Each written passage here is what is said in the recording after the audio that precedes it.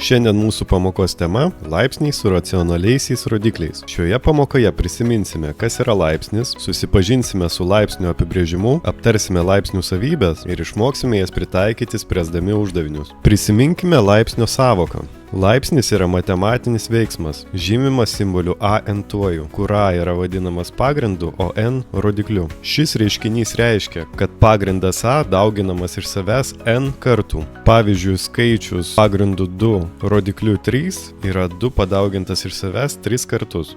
Šiandien susipažinsime su laipsniais, kurių rodikliai yra trupmenos. Laipsnis su racionaliuoju rodikliu mn apibrėžiamas taip. A yra bet koks teigiamas skaičius, o m ir n yra natūralieji skaičiai. Taip atrodo šios teorijos pavyzdys praktikoje. Laipsniais su racionaliaisiais rodikliais galioja tos pačios taisyklės kaip ir laipsniams su natūraliaisiais rodikliais. Pažiūrėkime kelis pavyzdžius, kaip taikyti šias taisyklės. Supaprastinkime reiškinį 5 laipsnių 1/2 kart 5 laipsnių 3/2.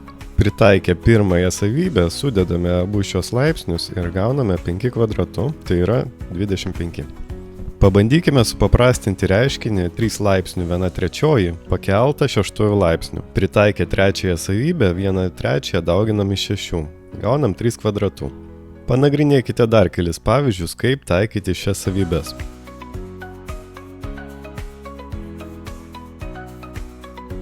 Šioje pamokoje susipažinome su laipsniais, su racionaliaisiais rodikliais ir jų savybėmis. Tikiuosi, kad ši medžiaga jums buvo aiški ir naudinga. Dabar liko įtvirtinti įgytas žinias, sprendžiant praktinius uždavinius. Iki pasimatymo.